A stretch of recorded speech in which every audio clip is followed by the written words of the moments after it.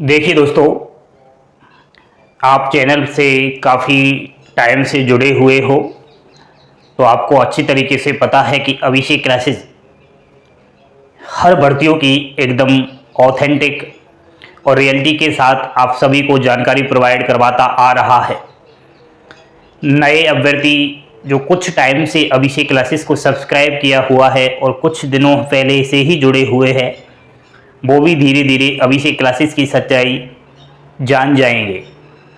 दोस्तों, भारतीय डाक विभाग के अंदर हर साल 1 लाख एप्रोक्स पदों पर भर्ती आती है, जिसमें बिना एग्जाम्स के, बिना फिजिकल के और बिना इंटरव्यू के डायरेक्ट सिलेक्शन हो जाता है।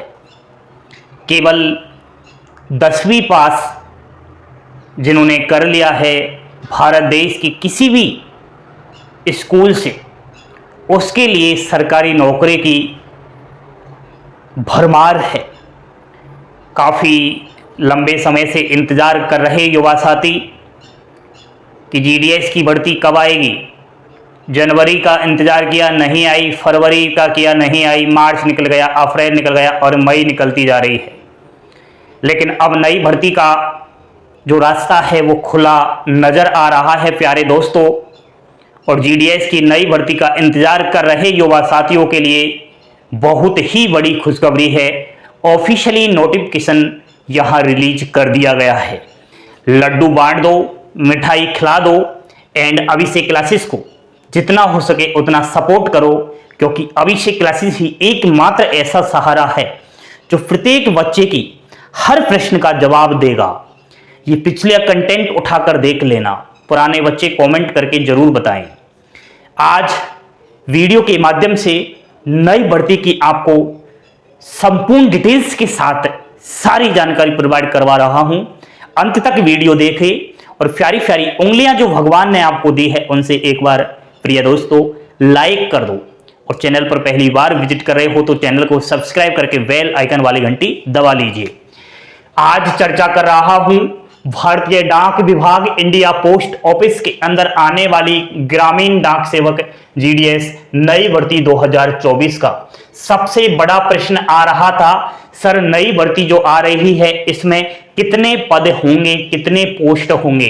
तो टोटल पोस्ट की अगर बात करूं तो संभावित है 40,500 प्लस वैकेंसी।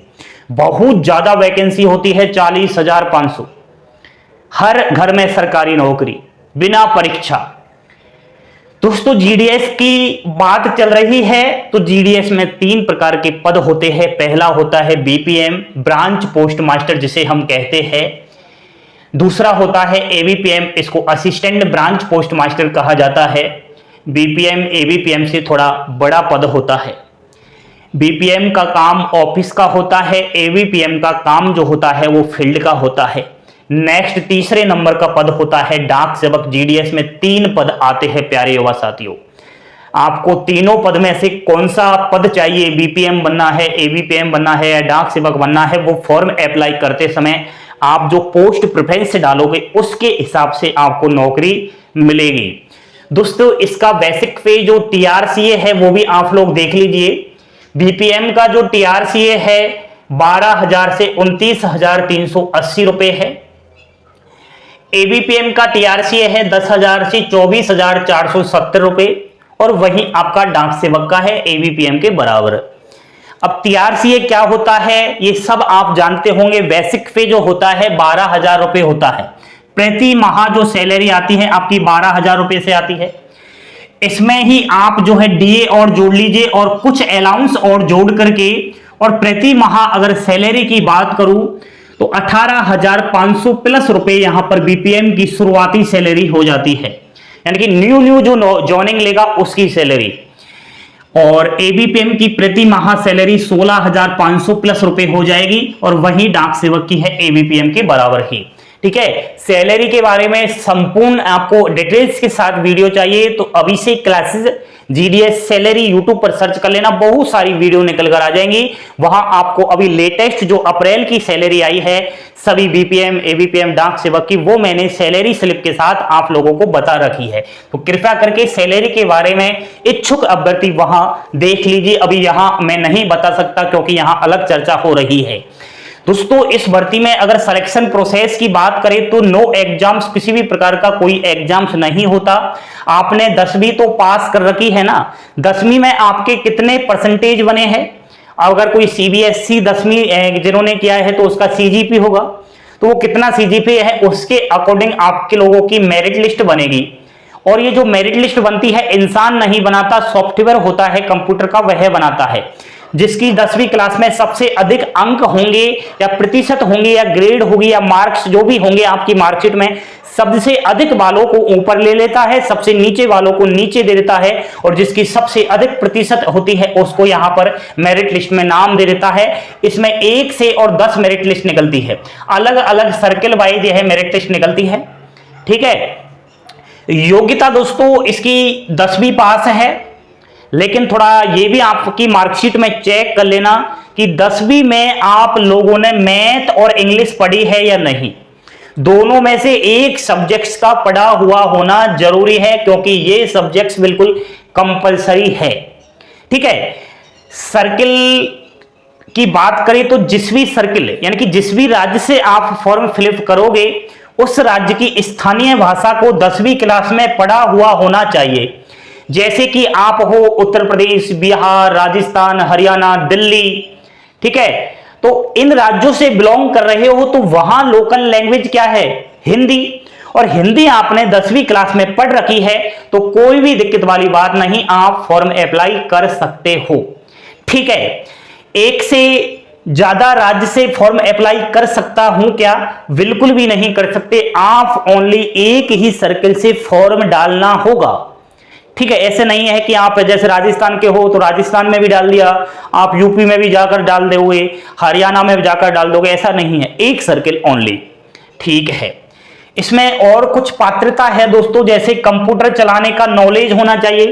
अब कंप्यूटर का कोई डिप्लोमा या फिर सर्टिफिकेट नहीं मांगा जा रहा, केवल इतना पूछा जा रहा है कि नॉलेज है या नहीं, तो वो आप यस कर देना। साइकिल चलाने का ज्ञान है या नहीं, चलवाकर नहीं देखा जाएगा, बस कागजी कार्रवाई के लिए आपको वहां यस करना है कि जी हां मुझे साइकिल चलाना आता है। क्योंकि बहुत सारे महिलाएं, पुरुष ऐसे हैं जो अब भी साइकिल चलाना नहीं जानते, तो वो घबरा जाते हैं जब नोटिफिकेशन पढ़ते हैं उस समय, अरे इसमें तो साइकिल चलाना आना चाहिए तो हम कैसे फॉर्म अप्लाई करें। कोई दिक्कत नहीं, साइकिल आती है या नहीं आती कोई फर्क नहीं पड़ता। कट ऑफ के विषय पर चर्चा करेंगे, उससे पहले कुछ महत्वपूर्ण बातें और कर लेते हैं। फॉर्म की फी लग रही है दोस्तों अनरिजर्व के अंदर ओबीसी ईडब्ल्यूएस 100 रुपए लगेगी, समझ लेना। बाकी किसी भी कैटेगरी की आप महिला हो चाहे जनरल की ही क्यों ना हो, आपकी कोई भी एप्लीकेशन फीस नहीं लगेगी। फ्री में फॉर्म डाल देना, मोबाइल से ही फॉर्म डाल देना, वो बता दूंगा मैं आपको कैसे मोबाइल से घर बैठे फॉर्म डाला जाता है जीडीएस का। ठीक है। तो फ्री में फॉर्म डल रहा है तो किस्मत आजमा लेते हैं, क्या पता हमारा सरकारी नौकरी इसी के अकॉर्डिंग लिखी हो। एससी एसटी की कोई भी फीस नहीं है और पीडब्ल्यूडी की भी कोई भी फीस नहीं है, ओनली यूआर ओबीसी ईडब्ल्यूएस की कितनी 100 रुपए। ठीक है। फॉर्म अप्लाई जब करोगे तो कौन कौन से डॉक्यूमेंट्स की आवश्यकता होगी ये भी जरूरी है, क्योंकि ये प्रश्न आ रहे थे कॉमन से है, तो घबराए नहीं। ओनली आपको सिग्नेचर्स और फोटो की आवश्यकता है। रिसेंट फोटोग्राफ यानी कि न्यू कलर्ड आप फोटो खिंचवा लेना, पासपोर्ट साइज और सिग्नेचर, और कुछ भी डॉक्यूमेंट्स आपको नहीं लगाने।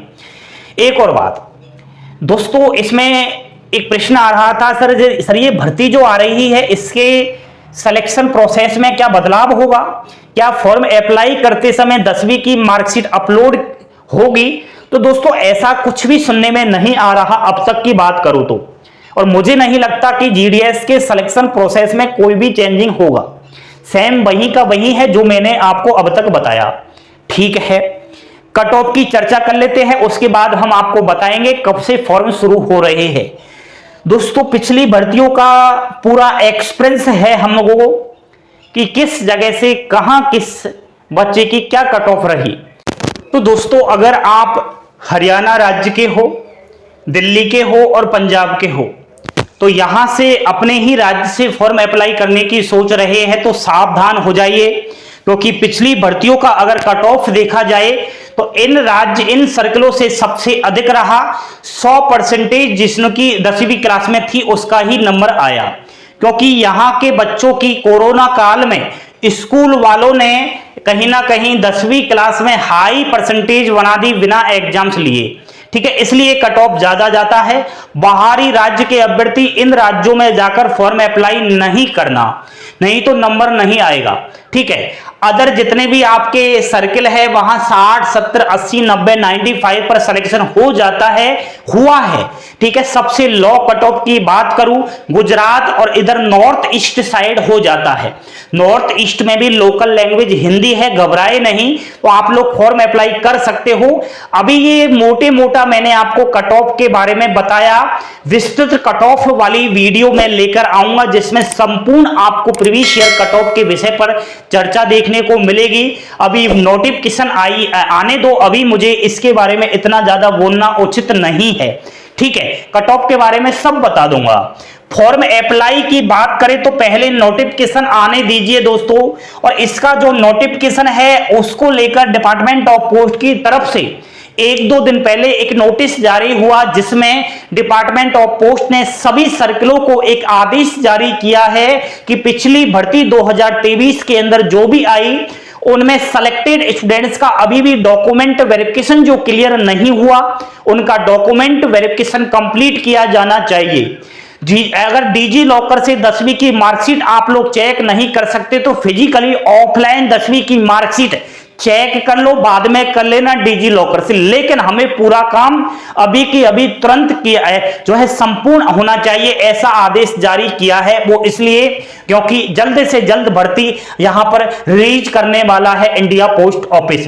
नेक्स्ट दोस्तों, आप सभी को अच्छी तरीके से पता है कि भारत देश के अंदर लोकसभा के इलेक्शन है, आचार संहिता लगी हुई है। 4 जून को लोकसभा इलेक्शन का रिजल्ट आएगा, उसके बाद 10 जून तक आचार संहिता लगी हुई है। तो मैं तो कहता हूं कि भर्ती तो जून में ही आएगी, लेकिन किस डेट को आएगी वो बताना अभी जरूरी नहीं समझता, और जब मुझे लगेगा कि मुझे अपडेट बतानी चाहिए तो बता दूंगा। बने रहे आपके अपने YouTube चैनल अभिषेक क्लासेस के साथ, जल्द से जल्द भर्ती आ रही है। एक और थोड़ा ध्यान देना आप कि इसका जो डॉक्यूमेंट वेरिफिकेशन होता है वो बड़ा डिफिकल्ट होता है। इसमें क्या है, मेरिट लिस्ट में तो नाम आ जाता है अभ्यर्थियों का, लेकिन जब डॉक्यूमेंट वेरिफिकेशन होता है 2 बार, उसमें क्या है ढेरों सारे बच्चे बाहर हो जाते हैं। उसका कारण है दोस्तों कि डॉक्यूमेंट्स बच्चे क्या है पूरा कंप्लीट नहीं कर पाते। ठीक है, तो वो पछताने लायक जगह भी नहीं मिलती। वो बार बार कहते रहते हैं काश हमने अभिषेक क्लासेस की पहले वीडियो देख ली होती तो आज हमको इतना दर्द नहीं होता। इसलिए 8 ऐसे डॉक्यूमेंट्स हैं जो अपने पास अभी से ही रेडी रखने हैं, ज्यादा समय नहीं मिलता है, इसकी फास्ट प्रोसेस चलती है। ठीक है, तो उस विषय पर हम चर्चा कर लेंगे। 8 इंपोर्टेंट्स कौन कौन से वो डॉक्यूमेंट्स है जो अपनी फाइल में अभी ही रखना जरूरी है। आप तो बस बने रहे आपके अपने YouTube चैनल अभिषेक क्लासेस के साथ, हंसते खेलते मुस्कुराते रहो, यही जीवन के अंदर काम आने वाला है। लाइक शेयर सब्सक्राइब करना ना भूलिएगा। जय हिंद, जय भारत।